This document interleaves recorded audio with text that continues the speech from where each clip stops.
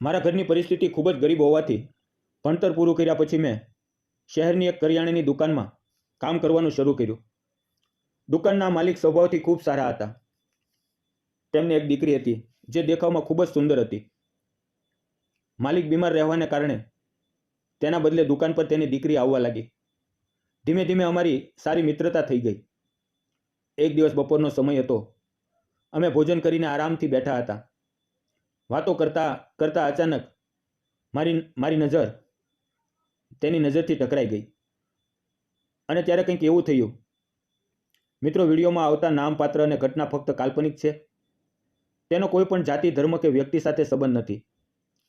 આ વાર્તા ફક્ત મનોરંજન અને શૈક્ષણિક હેતુ માટે બનાવવામાં આવી છે.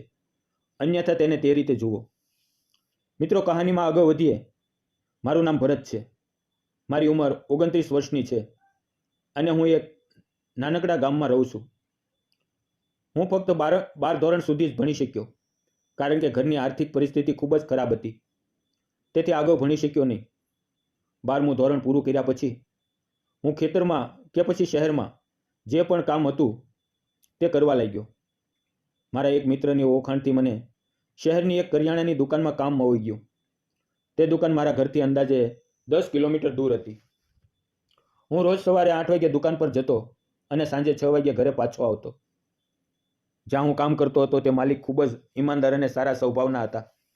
તે સમયસર મને પગાર આપતા અને મારી પાસેથી વધુ કામ પણ કરાવતા નહોતા. એક દિવસ હું અને માલિક બંને દુકાન પર બેઠા બેઠા ગ્રાહકોને વસ્તુ આપી રહ્યા હતા. પણ આજે ગ્રાહકો ઓછા આવ્યા હતા, એટલે દુકાનમાં શાંતિ હતી. અચાનક માલિકની છાતીમાં દુખાવો શરૂ થયો અને તે તેનો ચહેરો પકડીને બેસી ગયા. તેને જોઈને હું ગભરાઈ ગયો. મને સમજાતું નહોતું કે હું શું કરું. મેં તરત આજુબાજુના લોકોને બોલાવ્યા અને તેની મદદથી મેં તેને હોસ્પિટલ પહોંચાડ્યા. ડૉક્ટરે તપાસ કરી તો ખબર પડી કે તેમને હાર્ટ એટેક આવ્યો છે અને દિલમાં બ્લોકેજ છે. તરત જ તેનું ઓપરેશન કરવું જરૂરી હતું. મેં તેમની પત્નીને ફોન કરીને બધું કહ્યું. મારી વાત સાંભળી તેઓ ગભરાઈ ગયા અને રડવા લાગ્યા અને તે તરત જ હોસ્પિટલ પહોંચી ગયા. તેણે ડૉક્ટર સાથે વાત કરી અને ઓપરેશન માટે હા પાડી. તેણે પોતાની દીકરીને પણ ફોન કર્યો, કારણ કે તે બહાર ભણતી હતી અને હવે તેનો લગભગ ભણતર પૂરું થઈ ગયું હતું. આ બનાવને કારણે તેને તરત ઘરે આવવું પડ્યું. ડૉક્ટરે ઓપરેશન કર્યું અને પછી ધીમે ધીમે માલિકની તબિયત સુધરવા લાગી. પણ હવે દુકાનની આખી જવાબદારી મારા ખંભા પર આવી ગઈ હતી, કારણ કે માલિકને મહિનાઓ સુધી આરામ કરવો જરૂરી હતો. હું રોજ દુકાન સંભાળતો હતો, તેમની માટે દવાઓ લાવતો અને અઠવાડિયા બજારમાંથી કે બીજી દુકાનમાંથી માલ લઈને તેના ઘરે પહોંચાડતો. એક દિવસ હું તેમના ઘરે કરિયાણું લઈને ગયો. મેં ઘંટડી વગાડી અને દરવાજો ખોલ્યો. મારી સામે ખૂબ જ સુંદર છોકરી ઊભી હતી. તે લગભગ મારી ઉંમરની હતી. હું તેને જોતો જ રહી ગયો, કારણ કે તેનું સૌંદર્ય શબ્દમાં કહી શકાય તેવું નહોતું. તે એટલી બધી આકર્ષક હતી કે થોડીવાર માટે મારો શ્વાસ અટકી ગયો. તે ખરેખર કોઈ ચિત્રમાંથી બહાર નીકળેલી પરી જેવી લાગતી હતી. મને ખબર હતી કે માલિકની એક દીકરી છે, પણ મેં તેને ક્યારેય જોઈ નહોતી.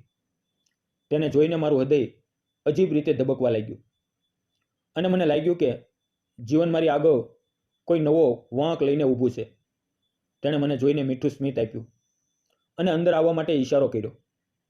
તેના સ્મિતમાં એક અલગ જ અપનાપણું હતું. મને લાગ્યું કે પહેલી જ મુલાકાતે તેણે મારું દિલ જીતી લીધું છે. હું ધીમેથી બોલ્યો, હું તમારી દુકાન પર કામ કરું છું.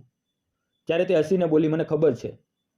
તેણે મારા હાથમાંથી કરિયાણાની થેલી લઈ લીધી અને મને બેસવાનું કહ્યું. પછી તેણે પોતાની મમ્મીને અવાજ આપ્યો કે હું આવ્યો છું.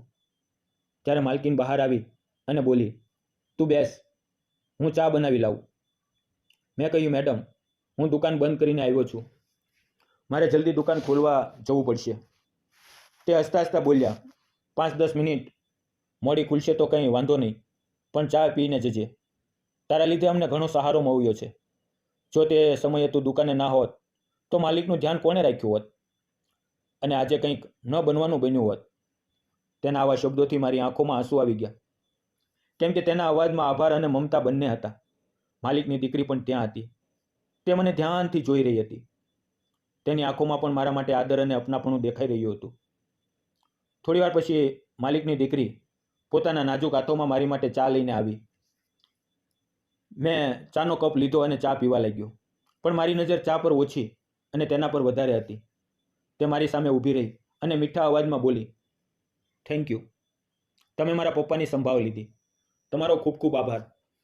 મેં ધીમેથી કહ્યું, આમાં થેન્ક યુ કહેવાની જરૂર નથી, આ તો મારું કર્તવ્ય હતું. ચા પીધા પછી હું શેઠના રૂમમાં ગયો અને તેમની તબિયત પૂછી. હવે તે ધીમે ધીમે સારા થઈ રહ્યા હતા, પણ ડૉક્ટરે તેને હરવા ફરવાની ના પાડી હતી, એટલે દુકાનની બધી જવાબદારી હવે મારી ઉપર હતી.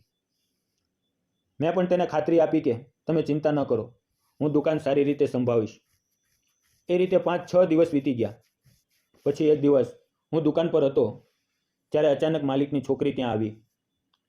તેણે મને જોઈને સ્મિત કર્યું અને મારી બાજુના ટેબલ પર બેસી ગઈ. હું આશ્ચર્યમાં બોલ્યો, તમે અહીંયા? તો તે હસીને બોલી, મમ્મી પપ્પાએ મને તમારી સાથે કામ કરવા મોકલી છે. મારું ભણતર પૂરું થઈ ગયું છે, હવે ઘરે બેસીને શું કરીશ? તેથી જ મેં કહ્યું કે દુકાનમાં જઈને હું મદદ કરું. પછી તેણે કહ્યું, તમારું નામ ભરત છે ને? કેમ કે મમ્મી પપ્પા તમને હંમેશા તે નામે બોલાવે છે. તે તેના મીઠા અંદાજમાં બોલી, મારું નામ પાયલ છે. હું થોડી વાર તેને જોતો રહ્યો અને બોલ્યો, ખૂબ સુંદર નામ છે. તેણે ધીમેથી સ્મિત કરી અને તેના ગાલ ઉપર ડિમ્પલ જોઈને મારું દિલ ખોવાઈ ગયું. સાચું કહું તો હું તેના પ્રેમમાં પડી ગયો હતો. હવે રોજ પાયલ પણ દુકાન પર આવવા લાગી. તેને દુકાન વિશે શરૂઆતમાં કંઈ ખબર નહોતી, પણ હું ધીમે ધીમે તેને શીખવવા લાગ્યો. તેના આવવાથી મારે કામ પણ ઓછું થઈ ગયું અને દુકાનનું વાતાવરણ પણ આનંદમય થઈ ગયું. હવે મને થાક ઓછો લાગતો, કેમ કે અમે બંને મળીને દુકાન સંભાળતા. અમે ઘણીવાર એકબીજાને નજરથી જ ઘણું બધું કહી નાખતા અને ક્યારેક એકબીજાને જોઈને સ્મિત આપતા. થોડા સમય પછી પાયલ પણ દુકાનના કામમાં કુશળ થઈ ગઈ.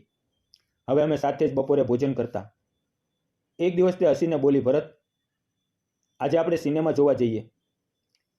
હું થોડી વાર માટે વિચારમાં પડ્યો, પણ તેની આંખોમાં ચમક જોઈને તેને ના ન કહી શક્યો અને અમે બંને દુકાન બંધ કરી અને નજીકના થિયેટરમાં ગયા. તે ખૂબ જ રોમેન્ટિક ફિલ્મ હતી.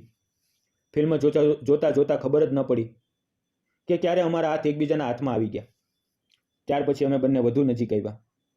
હવે ફોન ઉપર વાતો થવા લાગી, એકબીજાને મેસેજ થવા લાગ્યા.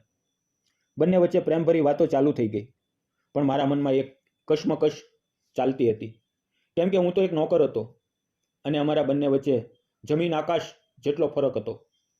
મારા માલિકે મારા પર વિશ્વાસ મૂક્યો હતો અને હું તેને ધોકો આપવા નહોતો માંગતો. પણ પાયલ બોલી, ભરત, તું નોકર છે, પણ તેનાથી શું ફરક પડે છે? મને ફક્ત તું જોઈએ છે. મારે તારા પ્રેમમાં જીવવું છે. ગરીબીમાં પણ તારી સાથે જીવન જીવવા તૈયાર છું. તેના શબ્દોએ મારા દિલને ઓગાવી દીધું. છતાં હું સંકોચાતો હતો. અંતે મેં હિંમત કરીને માલિક અને માલકીન સમક્ષ બધું ખુલ્લું કહી દીધું કે હું અને પાયલ એકબીજાને પ્રેમ કરીએ છીએ. જો તમે સ્વીકાર ન હોય તો હું આ સંબંધ તોડી નાખીશ, પણ તમને તમારી સાથે ધોકો નહીં આપું. આટલું કહી હું ઘરે જતો રહ્યો. 2-3 દિવસ સુધી હું દુકાન પર ગયો જ નહીં.